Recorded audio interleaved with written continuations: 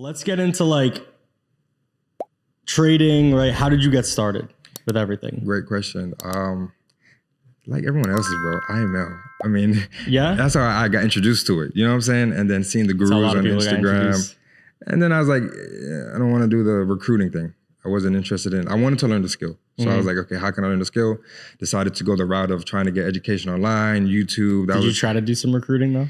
No. No? I didn't. You totally dodged it. I didn't, because I was like, hey bro, come on, learn this skill. And I couldn't have it in me to have my friends sign up to learn something that I didn't get the results from. Right. It was really difficult for me to do that. So I had them, they were like coming with me to the events, but I was like, don't sign up yet. Wait, I'm not sure if this guy's teaching me knows what he's doing for real. So I was like, wait. So throughout the process, bro, throughout that journey, I was on YouTube trying to learn how to like actually trade successfully. And when did you start? Like 2 years ago? No, 2019. November 1st, 2019 is when I funded my first live account. So that's like 4 years. Yeah, like 4 years. Yeah, almost 4 years ago now. 3 So you're years. 24 now, so you're around 20. When you got started around that time, like what were you up to?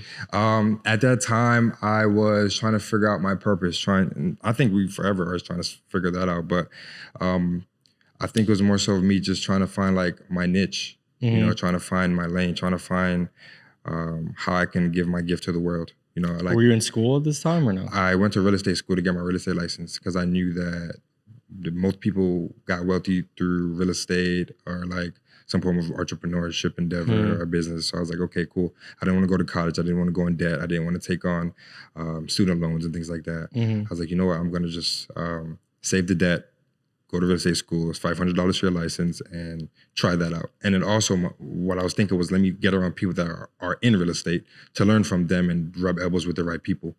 And yeah, I mean. I feel like it's a very Florida thing. Yes. Just get into real estate. Yeah, everyone has their license here. You know, get your real estate license and all that. Yeah. Definitely very ambitious of you to like not go to school.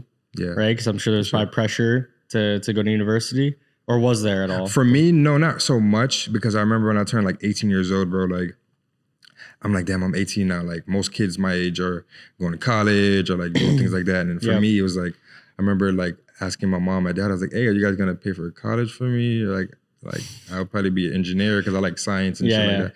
And they were like I'm crazy. I'm like, oh, okay, so that's not an option. So I was like, all right, like cool. Like I'm just gonna do, like first it wasn't about like what I wanted to do, it was more so about the lifestyle I wanted to live. I had a vision. Like I knew I like cars. I knew I like nice things. I knew I like luxury. So for me, it was like, all right, like what are the people that have those things? What are they doing? And like, how can I morally and ethically go about getting those things? It's a good way to think about it. That's how I looked at it. And I was like, okay, real estate is one of the vehicles. And then trading came about. I think that's the hardest thing when, because, you know, I don't really come from money either. So that's the hardest thing is opening the mind up to think about, all right, how am I going to actually make a lot of money? Because the only path that I had been given was go to university, get a job, right? And not really start your own business. That was very foreign to the thinking, at least in my household. So the hardest part, I think, when you're in that position is, like you're doing, trying to realize how do you make a lot of money? Who makes a lot of money? What do these people do? Right? How do you find your niche? So talking about you finding your niche, did you start something before trading? Was trading like the first thing you found? Right? What else did you try out? Great question. I've always been an entrepreneur, bro, since like high school, middle school, selling candies, things like that. So always like I was painting sneakers in high school, just because like I was good at it. And I was like, you know what, let me just do this. I don't want to work a job. So I was painting sneakers for a few years, making money painting sneakers. So I'm very artsy. I love art, bro. I love art. And I love being free and having my time freedom. So sneakers, things like that. And then like just to pay my bills, like life kind of like, as I started to get older, I got my own place and I had to pay my bills and I hated like it's very cliche, but I hate working for other people. You know what I'm saying? Like, I just like my time freedom. So I was doing Uber for a few years, bro. And the Uber, because like I had to commit myself to trading, bro. Like in order to actually get good at this shit. Can I cuss on this? Yeah. Okay. In order to actually get good at this shit, bro, you got to sacrifice, bro. You got to commit like your life to this. Cause like I would do Uber during the day and I'll get up and I'll like go home and just trade London. Come home like 2:30 a.m. after like doing trips, airports, people pick up from bars, whatever. So a question, when you were doing Uber, were you telling people at all like what you were doing? Yeah, bro. And people were like, they're laughing laughing at me, bro. response. They're like, Yeah. this dude, like, you're gonna make 15,000 or what, bro? Hey, take my number and pick me up later. They're like, shut the hell up. I remember one time I found like pocket options or some shit like that, and I'm trading. It's like over the weekend, and I was like, yo, I just made like $1,000 demo trading. He's like, but it's Saturday, it's not real. I was like, yeah, but still though, look, the potential of it, like, you know what I'm saying?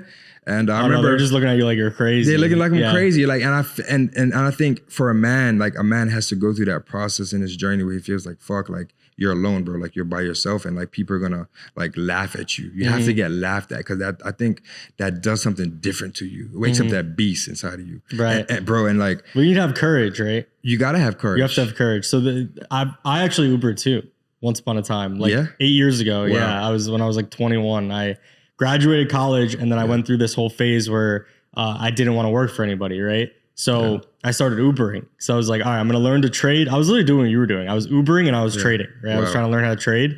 And then something, this is actually funny. So something happened where I was at the gym and I was really into working out. And then I was thinking of other ways I could make money. And then I went to this trainer and I was telling him like, hey, should I become a trainer here? Right. I'm going, and I to cut you off. I was going to say the same thing about the gym. The gym is what keeps my mind sane being a trader.